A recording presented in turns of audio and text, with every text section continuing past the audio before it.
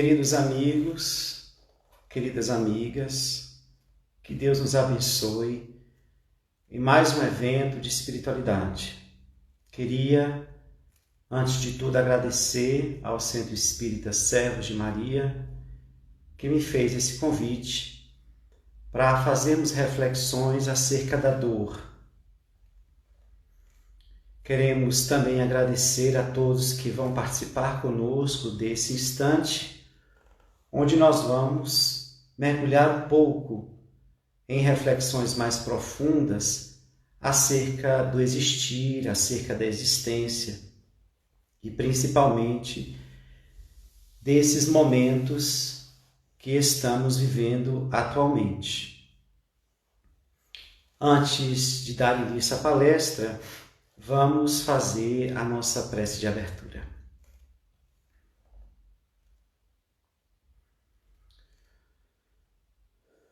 Pai de infinita bondade, conceda-nos, Senhor, mais um momento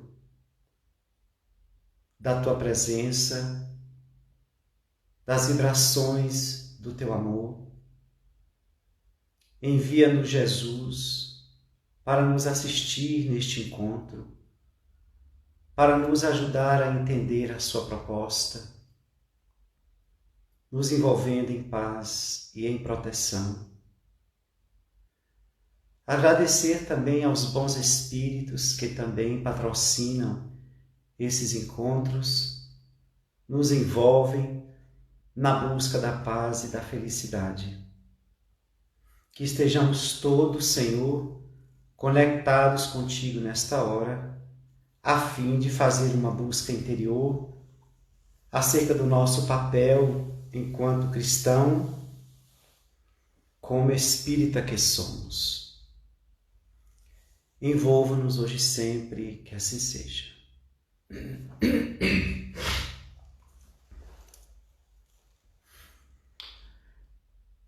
Eu escolhi esse tema, amigos, porque nós estamos vivendo realmente um momento muito difícil.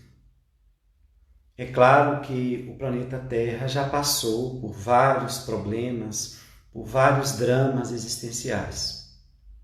Mas nós estamos vivendo um momento ímpar, em que pese enfrentar desafios dessa ordem, como também um chamado que estamos recebendo para fazer algumas reflexões acerca das nossas vidas. Dessa forma, vamos refletir hoje acerca da visão espírita da dor. Lembrando de Jesus, quando ele esteve na Terra, assim que ele chega, as pessoas vão considerá-lo mais um profeta que certamente seria calado por Roma, porque antes dele havia chegado muitos outros, pregando várias propostas.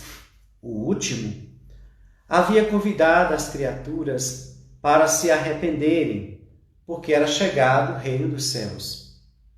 Mas não demorou muito, foi decapitado.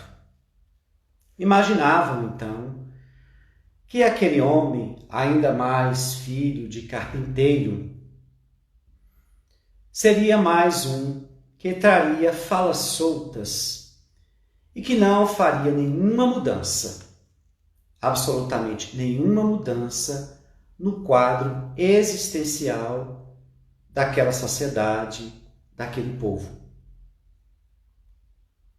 Percebia que ele andava pelo deserto, às vezes nas praças, na beira dos rios, sobre os montes, pregando, falando de uma proposta meio desconectada com o momento, já que as criaturas estavam em busca de soluções rápidas e, sobretudo, da justiça de Deus, já que todos estavam pautados na proposta de Moisés. Mas Jesus vai fazer um movimento e, a partir deste movimento, é que todas as pessoas começam a segui-lo, a buscá-lo. Todas as cidades, todos os cantos daquela área juntariam multidões, grupos que viajariam por dias para vê-lo. Mas o que movimento foi esse que Jesus fez que tocou profundamente as criaturas? Teria sido a sua proposta de amor, de transformação moral? Claro que não. Ninguém estava interessado, como infelizmente muitas pessoas ainda não estão hoje, em fazer nenhuma mudança interior, porque não entende que é a partir desta mudança que se livra da dor e logo do sofrimento. As pessoas não dormiam em qualquer canto, pelas estradas em direção a ele, simplesmente porque estavam interessadas na autoiluminação. Elas não tinham consciência disso. Elas estavam em busca de um Salvador. E quando Jesus faz o movimento de utilizar do seu amor para alcançar a dor humana, pronto.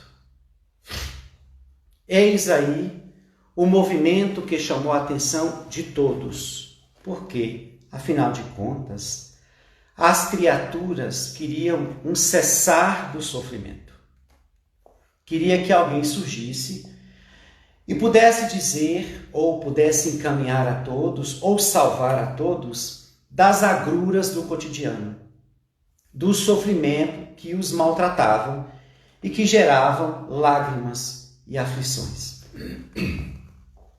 Bem, fica-se sabendo que ele começa a curar. Fica-se sabendo que ele começa a ajudar todos aqueles que trazem seus dramas morais e seus dramas físicos. E ele vai um pouco mais além. Ele começa a mostrar que tem poderes, que tem força quando anda sobre as águas ou multiplica pães, transforma água em vinho, faz os mortos se levantarem. Pronto, ali estava quem a multidão precisava. De um homem para estancar, para retirar de uma vez por todas a dor que aquelas almas carregavam. Aí Jesus ganha valor. Ainda para as criaturas, Jesus não era o pescador de almas. Não era o salvador do mundo. Não era a luz que ia nos tirar da sombra. Esta sombra que vem gerando tudo de ruim nas nossas vidas. Mas a princípio Jesus, na sua inteligência, utilizou esse movimento de serviço, de amor ao próximo, socorrendo nas necessidades morais e físicas, como uma forma de chamar a atenção, tocar exatamente naquilo que aquelas criaturas queriam naquele momento, imediatamente. Assim, várias aglomerações se fizeram, completamente conectadas com a mensagem dele. Por mais que estivessem em busca da cessação da dor, acabavam escutando o que ele tinha a dizer. E era nessa hora que Jesus começava a acessar os corações. E as pessoas começam a ceder a alma a um olhar novo. O que as aproximou de Jesus? A dor, que estava gerando diversos sofrimentos. Quando ele trouxe uma certa calmaria para a criatura humana, isso as estimulou a segui-lo, com o desejo de que cada vez mais essa dor desaparecesse, até chegar a essa paz plena. Só que com o passar das relações que esse povo tinha com Jesus, iam percebendo que a sua proposta estabelecia um convite. E era um convite desafiador. Jesus costumava curar, ajudar, mas estranhamente aparecia com um discurso que a maioria não conseguia entender. Quando ele dizia vá e não tornes a pecar. Certamente muitos saíram sem compreender a proposta. Como assim? Essa dor que me chega foi gerada por fulano de tal, ou pelo governo, ou por alguma circunstância que me surgiu de chofre. Não foi algo que eu produzi. É do destino do povo de Deus ainda sofrer. É ainda do destino dos escravos passarem por tudo que passam. Mas Jesus continuava falando de uma mensagem que convidava o indivíduo a mudar o seu lugar diante da dor, diante da vida, diante do próximo. Aqueles que estavam, às vezes, mais sofridos, se banhavam com as benesses de Jesus e sentiam-se cada vez mais interessados em aprofundar na sua proposta. Mas aqueles outros que estavam tão somente interessados em apaziguar as aflições, ao vê-las desaparecer, abandonavam-lhe a proposta. Muitos passavam não mais a segui-lo. Quando havia outros que ainda consideravam que esses benefícios que Jesus tinha feito eram poucos, então continuavam querendo mais e querendo mais. Ainda percebendo que Jesus tinha um vasto poder e que poderia trazer uma felicidade para o povo de Deus, também no quesito material. Assim foi o pensamento de Judas. Interpretou de forma equivocada e saiu achando que Jesus poderia fazer uma revolução política, econômica, social, com os seus poderes estabelecer uma nova ordem. E perdeu-se.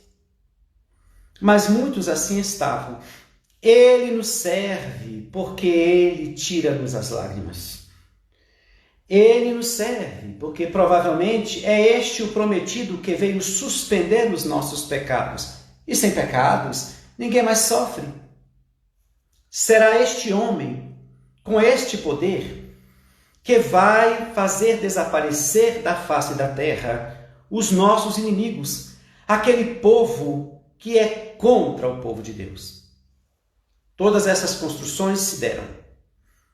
Porém, só aqueles que estavam de olhar fixado na mensagem, só aqueles que estavam mais amadurecidos é que foram entendendo que Jesus não parava, não terminava a sua tarefa quando ajudava alguém a se liberar de alguma dor moral ou física.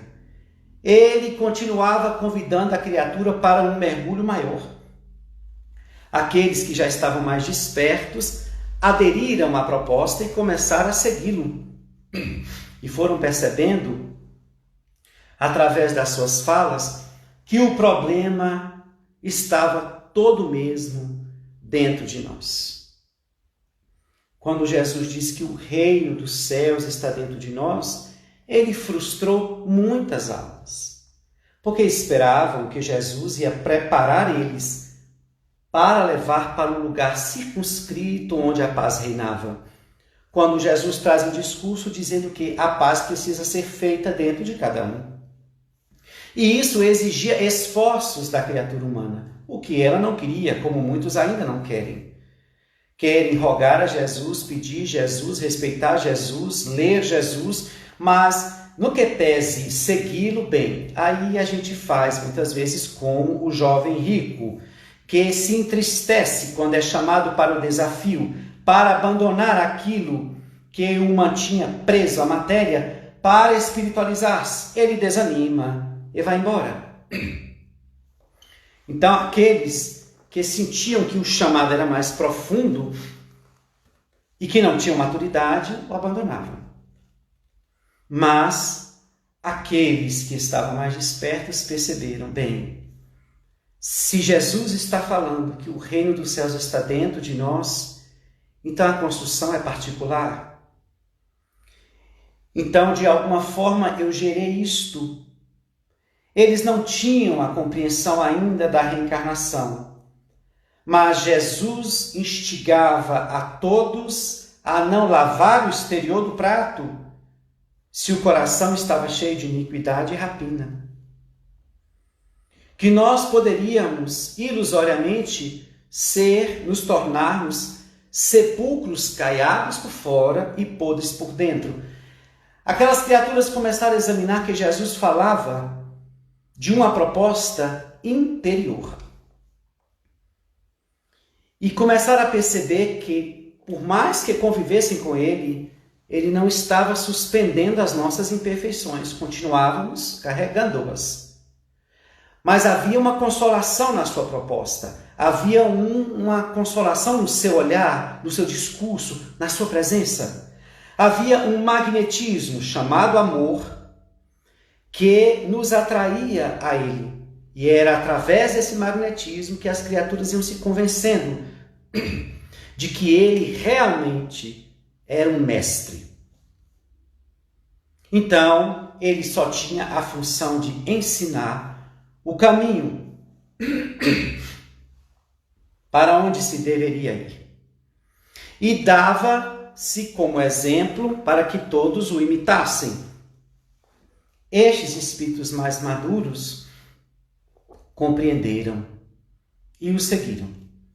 Ele parte e esses espíritos continuam lutando para transformarem-se, operando no bem, socorrendo o próximo. Jesus ali, sem que a maioria imatura percebesse, estava trazendo a solução para a nossa liberação do sofrimento e da dor. As criaturas não perceberam que era a aquisição do amor que ia fazer com que nós nos desviássemos ou nos distanciássemos eternamente da dor. Então, começaram a refletir sobre: agora vá, e não tornes a pecar, para que não te aconteça algo pior. A criatura vai se desenvolvendo e percebendo que ela tinha gerado aquilo de alguma forma. E aí começa um mergulho acerca de o que pode ter em mim ao ponto de causar tamanhas dores. Jesus não podia falar tudo, mas deixa uma mensagem poderosa, o antídoto para a cessação da dor, a vivência do amor. Bem, passaram-se os tempos, chega o Espiritismo. Quando o Espiritismo chega, começa a nos revelar de onde viemos, o que estamos fazendo aqui e para onde vamos. E essas informações debulhadas pelos Espíritos do Senhor vão nos mostrar que, no momento em que Deus nos criou, nos dotou de livre-arbítrio e que, a partir daí, na tomada da consciência entre o que é certo e o que é errado, começamos a optar pelo caminho que quiséssemos. E por imaturidade moral, optamos, na maioria das vezes, pelos caminhos mais equivocados. E é a partir daí que começou a gerar o processo de dor. Por mais que estivéssemos intimamente vinculados ao Criador, por sermos filhos dele, ele nos fez simples e ignorantes, e a tarefa de crescimento era nossa. E ele havia estabelecido a lei de evolução. E dentro dessa lei de evolução existe o fenômeno dor e sofrimento, que são fenômenos que ocorrem no processo evolutivo da criatura humana para que ela cresça, para que ela evolua. Isso todos nós temos essa compreensão. À medida que nós fomos utilizando do nosso livre-arbítrio, nós fomos plantando. E como havia também a lei de causa e efeito, começamos a colher o que plantávamos. E por mais que isso foi sendo visto pela criatura humana, nós ainda nos encontramos muitas vezes sem nos conectar com esta lei que rege as nossas ações, a lei de causa e efeito. Porque de hora em hora estamos produzindo futuras dores. Queremos estancar a dor de agora, mas no nosso comportamento cotidiano estamos gerando outras dores. Porque a nossa mudança ainda não foi total. nós ainda não mergulhamos no pensamento de Jesus e deixamos que esse pensamento nos penetrasse de completo. Isso significa que nós ainda estamos tateando na sombra, produzindo vários equívocos que naturalmente redundarão em dores, em provas. Assim, o Espiritismo vai dizendo que fomos nós que fomos, optando por imaturidade, por caminhos equivocados. E a dor chega pela lei de evolução para nos mostrar uma consequência quando a criatura age errado. Através do processo de dor e sofrimento, nós fomos evoluindo, fomos amadurecendo até chegar ao ponto de poder optar em seguir um caminho ou outro, já sabedores dos resultados. Jesus também deixa isso muito claro. Buda, antes de Jesus, vai falar acerca disso, que a cessação do sofrimento se daria com a eliminação da causa que o gerou. Krishna vai falar isso, Lao Tse, enfim, mas quando Jesus chega com a sua autoridade moral, arrebata-nos, nos convidando a uma mensagem que deveria ser aquela que nos levaria aos píncaros da luz. A mensagem que ele trouxera diretamente de Deus. E ele vai dizer que reconhece a árvore pelo fruto. Então, nós somos o resultado do que nós plantamos. Nós somos o resultado do que escolhemos. E temos a necessidade de cessar a dor, mas essa dor continua. A princípio, podemos ver que o nosso nível evolutivo não nos garante a cessação da dor por completo, porque estamos bem aquém daquela evolução que precisaremos para não mais precisar da dor. Então, se nós não temos como fugir da dor, comecemos então pelo Espiritismo compreender a sua função. Ela não é de ordem da ordem de nos punir, porque Deus nos ama. Ela veio como um fenômeno do processo de evolução para tirar o espírito imaturo da casca grossa da ignorância, da sombra, para alcançar lucidez, consciência, libertar-se das imperfeições que traz do seu período primitivo, para alcançar as belezas da evolução maior. Então a dor sacode os espíritos, ativa as sensações desse espírito, ora no corpo, ora no pensamento, ora nas emoções, para que ele faça um movimento em busca da felicidade. Porque se formos notar, está íncito em nós o desejo de paz e de felicidade. E é por isso que nós estamos galgando de reencarnações em reencarnações. O que é que nós estamos buscando mesmo? Paz e felicidade. Porém, a depender do nosso nível, o que para um é felicidade, para o outro não é. Mas quando Jesus propõe a paz real e a felicidade real, ele coloca a verdadeira meta que devemos alcançar. Porque aqui na Terra nós temos felicidades no plural. Uma paz muito rápida, que desaparece quando surge um problema à frente. Uma felicidade que não demora muito, porque não há condições morais para sustentá-las. O indivíduo só não tem paz plena e morredoura porque não há condições morais para sustentá-la. Então nós vamos entender o que Jesus quis dizer, que era necessário continuar o processo de transformação moral para que a dor não nos fosse professora, não fizesse essa tarefa de nos sacudir para despertar e de nos fazer sofrer para aprender. Daí a opção por seguir a proposta do amor preconizado por Jesus. Daí seguir essa mensagem, de forma que a gente vai se adequando a esse convite, até que nós comecemos a gerar mais amor, gerar mais o bem, e essas dores vão espaçando, como disse Joana no livro Jesus e a Atualidade, que à medida que o espírito vai evoluindo, vai cessando esses períodos contínuos de dor. E a criatura vai respirando períodos de mais paz. é porque ela está se desatrelando das imperfeições que geram os sofrimentos. Vai dizer isso Allan Kardec, no Céu e Inferno. O sofrimento está profundamente ligado às imperfeições.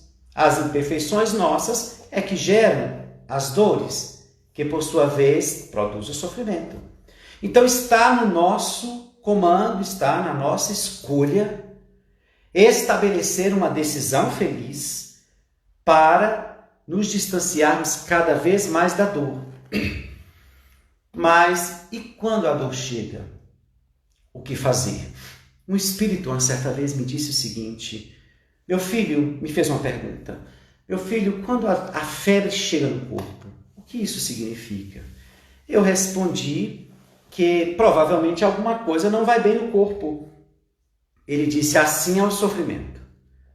O sofrimento é a febre da alma. Quando ele chega, é sinalizando que alguma coisa não vai bem na alma. Então, se o sofrimento, se as dores sempre nos chegam, é sinalizando que a alma ainda não está pronta. E se ela ainda não está pronta, precisamos dar atenção para que esse trabalho seja contínuo de modificação interior. Há muito por se fazer dentro de nós. Então não podemos perder tempo com distrações que nos levam às ilusões, perdendo tempo na reencarnação.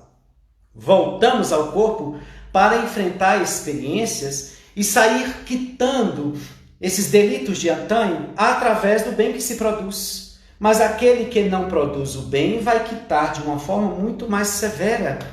Vai provar a dor com toda a sua força.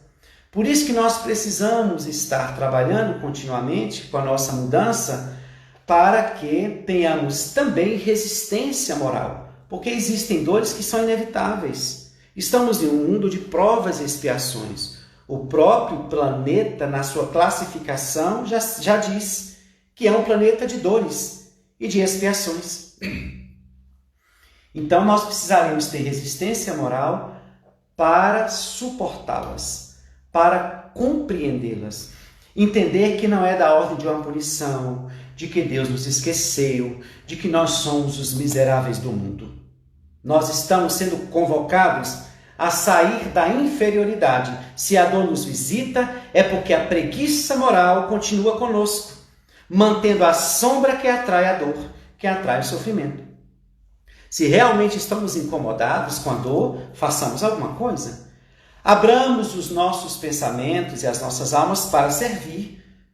Estejamos mais conectados com a dor também alheia. Porque diz Emmanuel que a tristeza é um fenômeno do egoísmo. Já repararam? Quando nós estamos tristes, em quem mesmo nós estamos pensando? Estamos pensando em nós. Então não há tempo para nos mergulharmos na tristeza. E da mesma forma que eu sinto uma dor e quero que ela seja sanada, eu quero me livrar dessa dor, eu também preciso movimentar-me para acudir à dor alheia. Porque esta é a única bandeira que vai nos salvar, que é a caridade. Se nós não temos piedade, se nós não nos sentimos sensibilizados em relação à dor alheia, bem, nós estamos fazendo o papel do egoísta, que estamos buscando Jesus, Deus, a religião, seja lá o que for, para sanar as minhas agruras, os meus problemas, as minhas aflições. Ou os da minha família, ou os meus. Ah, mas amar os que vos amam, isso é muito fácil, o povo de má vida também faz. Agora, amar aquele que você não conhece, amar aquele que te persegue, ou até que te produz dor, eis o desafio do cristão na Era Nova. Eis o grande desafio de conquistar o amor. Quanto mais nós vamos nos abrindo no bem, mais nós vamos nos enriquecendo de luz, criando mais resistência para enfrentar as dores, porque nós já compreendemos o que elas vieram fazer. É como aquela professora que bate à nossa porta e vem nos dizer de uma lição que nós não fizemos ainda. Nós não corrigimos determinadas coisas, nós não fizemos determinadas lições. Então ela nos convida para aprender. E ela vem severa, ela não espera a hora, ela aparece de todo canto, atingindo-nos de variadas maneiras. Então, o espírita cristão tem que estar pronto, Porque de um problema resolvido aqui, parafraseando André Luiz, terminando um problema de resolver aqui, eis que espoca outro à frente. E a criatura tem que entender que cada labor, cada luta que ela enfrenta para superar suas dores, seus desafios e sofrimentos, ela está galgando um crescimento, ela está galgando esferas melhores. Claro, se ela fizer tudo pelo viés da resignação. E Joana de Ângeles lembra muito bem. Cuidado para não termos a resignação estática. Aquela preconizada por algumas outras doutrinas, vamos abaixar a cabeça, carregar a nossa cruz até a desencarnação. Essa é a estática. Joana propõe a dinâmica.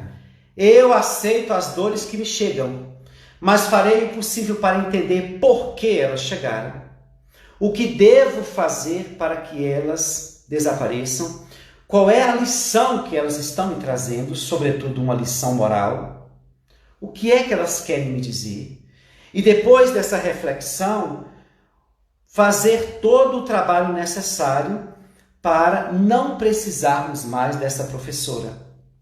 Há pessoas que dizem, há problemas que eu carrego que nunca mudam, sempre acontecem. Tem problemas que eu carrego desde a infância ou desde a adolescência e eu faço de tudo para resolver e eles não se equacionam. E isso sinaliza que a enfermidade moral que o produz ainda está instalada em nós. Mas como fazer para saber? Autodescobrimento. Deter-se em oração, pedir a Jesus esclarecimento. Nós, como espíritas, temos que parar de ficar pedindo Jesus ajuda para ele resolver nossas demandas materiais. Isso cabe a nós. E a maioria dos problemas que buscamos, que entregamos para ele, foi em consequência nossa que os produziu. Então, o espírito é chamado para assumir o seu papel de espírito livre.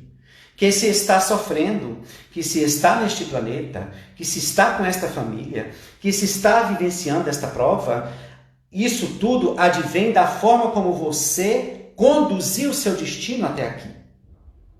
Sair do lugar de vítima e pedir a Jesus tão somente esse despertar desse lugar que nós precisamos nos colocar.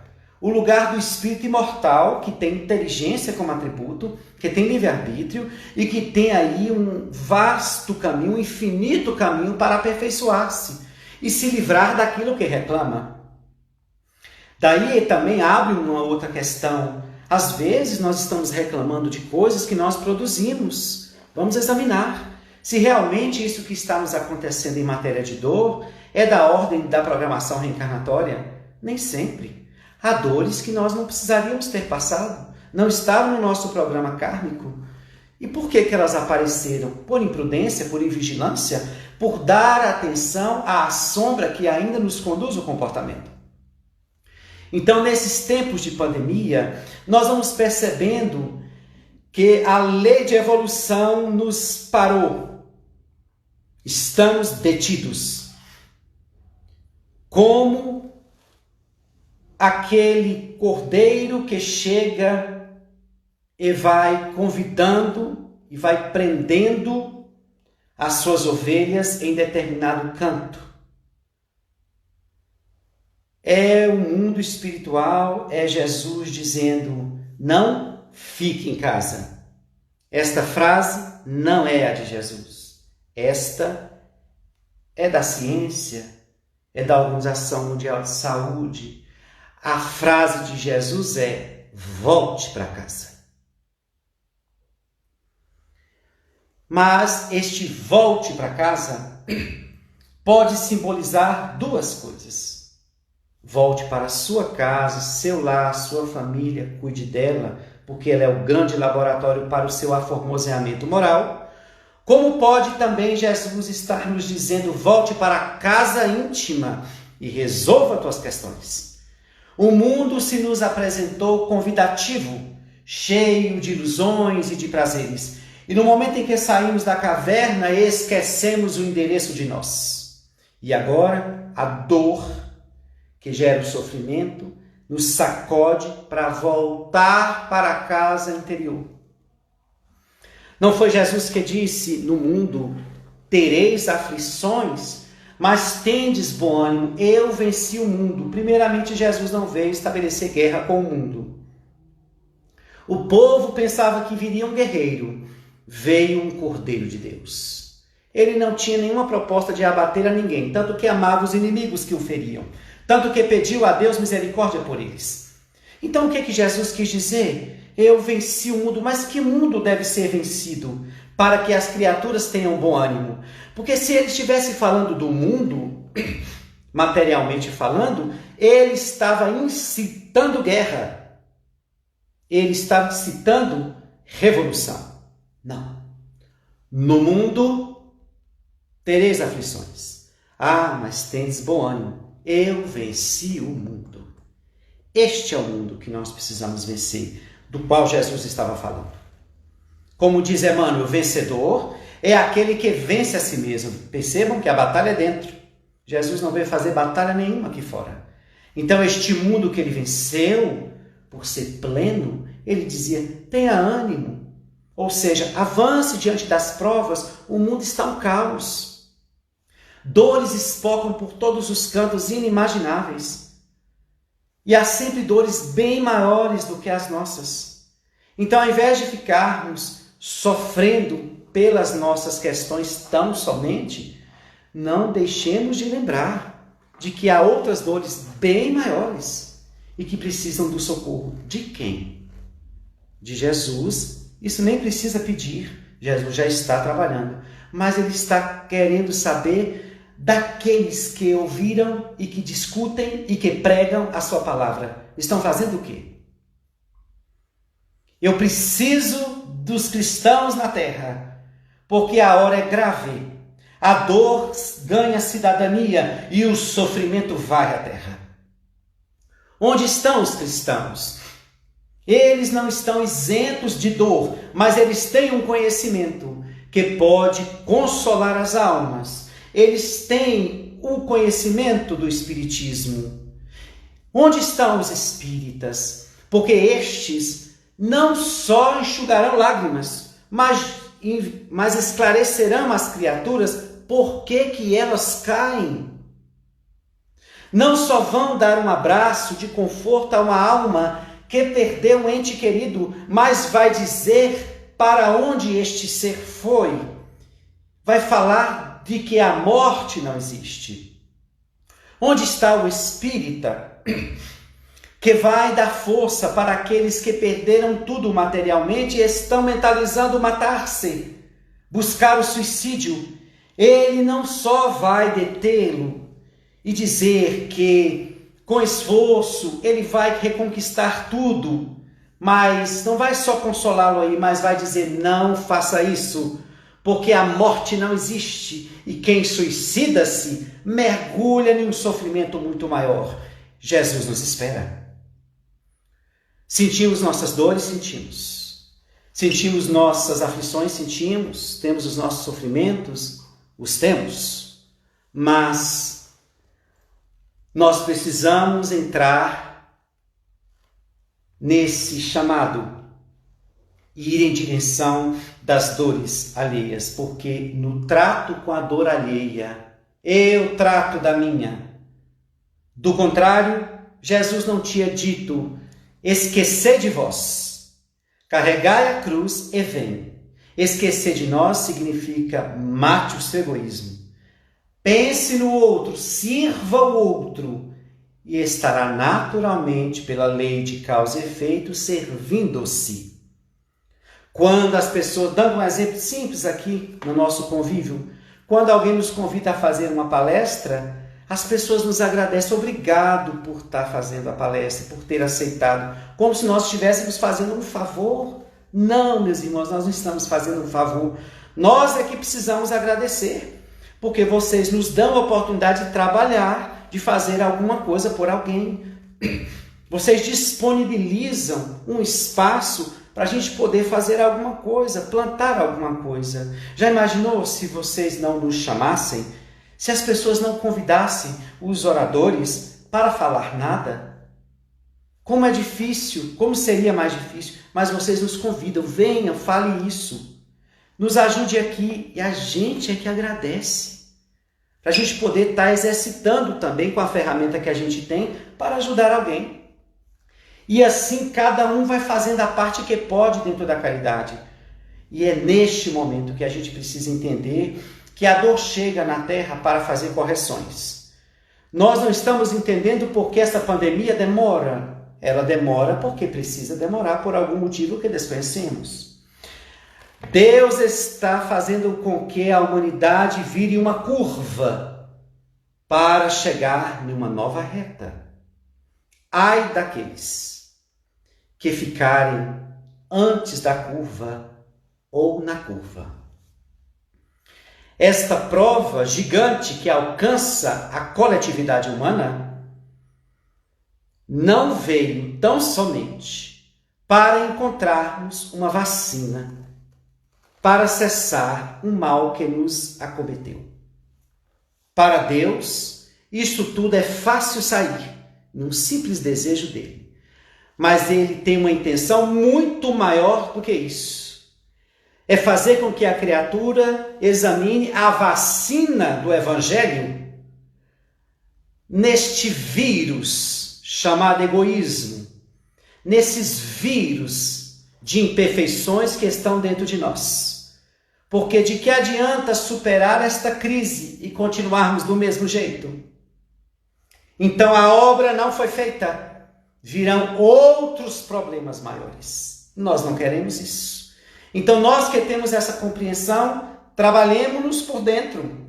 Façamos a nossa mudança moral. Entendamos o nosso papel na família, na sociedade e a nossa família universal. Vibremos pela família universal. Precisam das nossas vibrações. Na sua casa, no seu evangelho, no seu canto. Ore.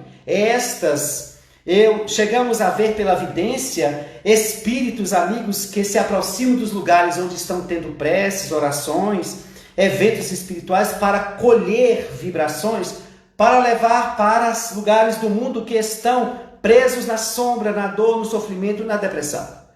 Então nós estamos sendo convocados agora para dar o testemunho da fé. Precisamos ir. Por mais que a nossa fé titubeie, precisamos dar algum tipo de testemunho.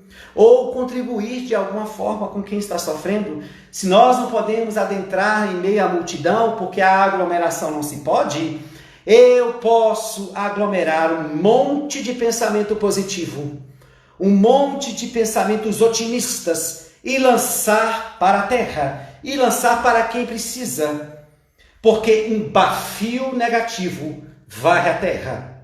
Os espíritos nos esclareceram, nos disseram, os maus espíritos estão aproveitando o pavor, o terror, o desespero e a dor que abate a criatura humana para piorar o quadro, levando as criaturas a desesperos, a loucuras e a horrores, levando-as a desesperos absurdos. Muitas pessoas estão se desesperando, perdendo o equilíbrio. Meus irmãos, a dor é necessária para nos corrigir, para nos chamar a atenção, para tomarmos pé do evangelho que já está posto.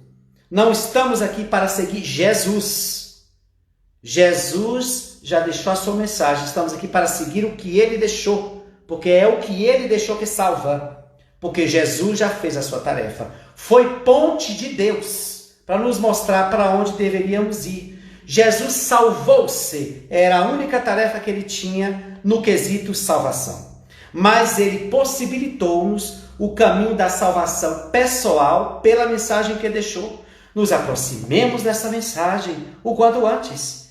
E oremos e procuremos pedir a Jesus nos despertar para dar conta das nossas mudanças internas.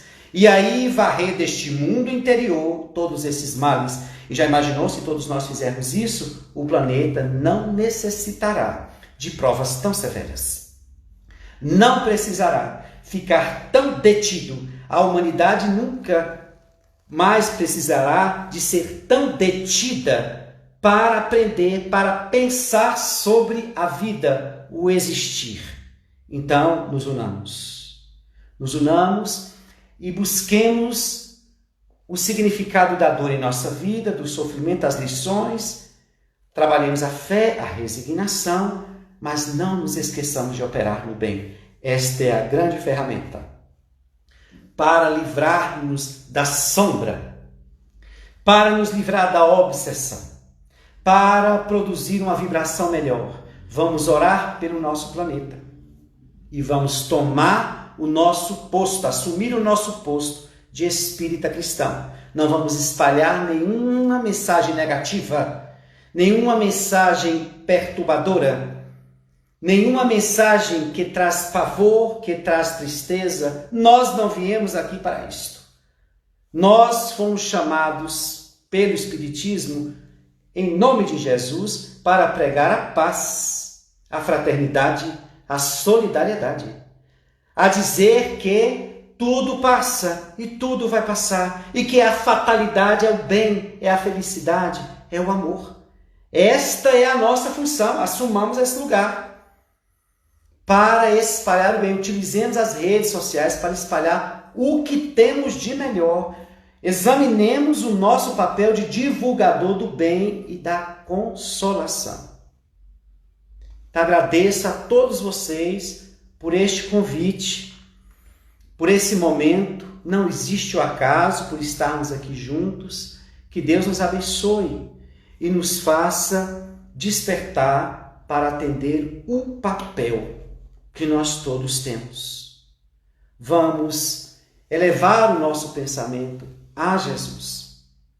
E eu quero, antes de terminar, vou tentar fazer uma capela aqui para vocês de uma música que a gente dedica para todas as pessoas que estão sofrendo. Vou mudar só um pouquinho a letra, tá? Colocar ela com uma conotação mais espírita. A música é assim.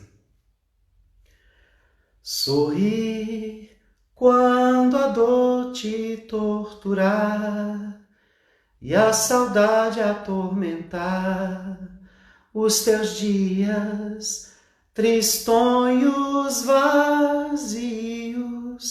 Sorri quando tudo terminar, quando nada mais restar do teu sonho encantador. Sorri, sorri, quando o sol perder a luz e sentirmos uma cruz nos teus ombros, cansados, doridos. Sorri, vai vencendo a tua dor, e ao notar que tu sorris, todo mundo irá saber que és feliz. Muita paz a todos e Deus nos abençoe.